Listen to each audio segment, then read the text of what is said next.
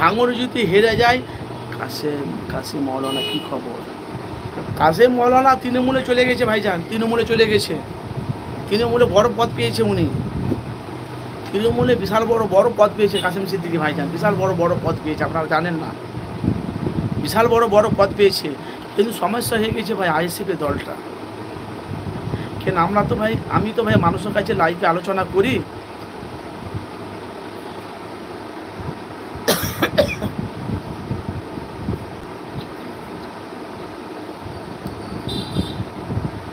কেন আসেন তো 2026-এ নওশাদ সিদ্দিকী জোট হয়ে লড়বে, এটা কিন্তু উনি বলেছে। আর অবশ্যই জোট কিন্তু অবশ্যই হবে, কিন্তু এলাকার সিঙ্গেল কিন্তু লড়বে না। কেন লোকসভা নির্বাচনের আগে আমরা দেখেছি সিপিএম কংগ্রেস আইএসএফের সাথে জোট হয়েছিল, তখন নওশাদ সিদ্দিকী ভাইজান যখন 17টা যখন প্রার্থী দিলেন, প্রথমে যখন 8টা প্রার্থী দিলেন, তাকে আমরা বলেছিলাম ভাইজান কী ব্যাপার, সিপিএম কংগ্রেসের সাথে আপনাদের কী হলো? বললেন না, ওদেরকে আমরা জোট নেব না। কেন আরএসএসের সাথে ওদের মানে সেটিং আছে।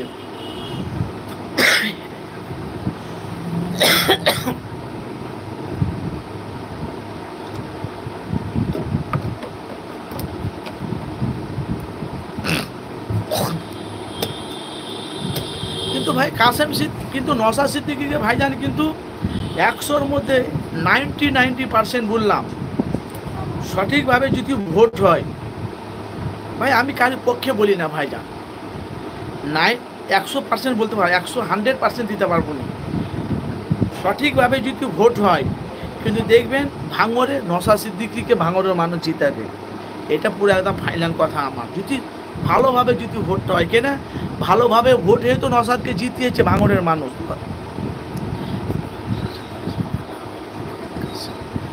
নওশাদ সিদ্দিকীর সাথে কেন দাঁড়ায়নি কাসেম জানে, এর মধ্যে অনেক ব্যাপার আছে ভাইজান। কাসেম সিদ্দিকী বলেছিল, তো আমি আমার ভাইয়ের পাশে আছি, উনি যদি বলে তো আমি রাজনীতি ময়দানে আসতে পারি, অথচ আমি ক্যানিং পূর্বে লড়বো, ওখানকার মানুষকে আমি অক্সিজেন দেবো আইএসএফের প্রার্থী হয়ে। কিন্তু এরা কোনো আলোচনা করেনি, কেনে কি হলো না হলো ভাই আমরা অতটা জানি না, ভেতরে তাদের কি সেটিং আছে সেটাও আমি জানি না ভাইজান।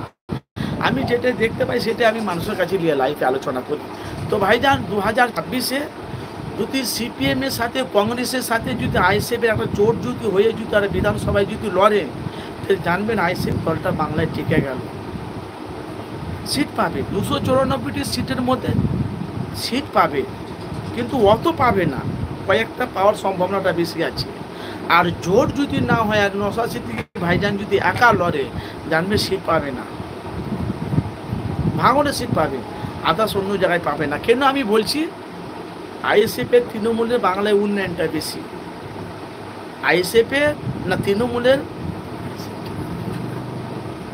কেন বাংলাতে তৃণমূলের উন্নয়নটা বাংলায় বেশি। আপনি 1 থেকে 100 পর্যন্ত যান তৃণমূলের উন্নয়ন, আবার 100 থেকে আপনি নিচে আসেন 1 পর্যন্ত তৃণমূলের উন্নয়ন। কিন্তু যখন তৃণমূলের যখন উন্নয়নটা যখন বাংলায় বেড়েছে, আইএসএফের দলটাও বাংলার মানুষের কাছে পৌঁছে গেছে।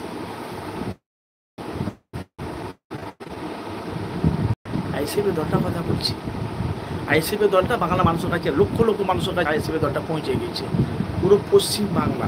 কেন দেখেন, একটা সিট পেয়ে ভাঙড়ের ওই নওশাদ সিদ্দিকী সারা পশ্চিম বাংলা তোলপাড় করে ফেলছে, কোথায় কী হচ্ছে না হচ্ছে। আর আপনারা জানেন নওশাদ সিদ্দিকী যেখানে বক্তব্য রাখে, হাজার মানুষ তার বক্তব্য শুনে।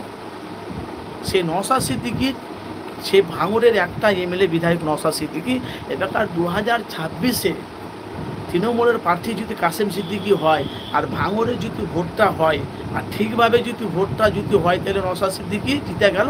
আর ভোটটা যদি যদি কাসেম সিদ্দিকী যদি ভোটে যদি চলে যায়, তাহলে জানবেন আইএসএফের দলটা খুব বাংলায় খুব খারাপই আছে 2026 ভাই। আমরা কোনো রাজনীতি করি না ভাই, আপনারা জানেন আমি এফএস আনার মিডিয়া, বাস্তব বলছি ভাই, আমি কোনো রাজনীতি করি না ভাই, রাজনীতি। কিন্তু নওশাদ সিদ্দিকী যেভাবে মানুষের কথা বলছে, যেভাবে মানুষের পাশে দাঁড়াচ্ছে, 2026-এ আইএসএফের পোলাওটা একটু পাওয়ার বেশি আছে। কিন্তু হলে হবে কি, যদি জোটে যদি লড়ে তবে, জোট না হলে আইএসএফ বাংলায় টিকবে না। এখন বলা যায় না ভাই, পাল্টি মারতে পারে, কেন ভোট তো দেবে জনগণ সাধারণ মানুষ, আরে ভোট তো দেবে জনগণ সাধারণ মানুষ।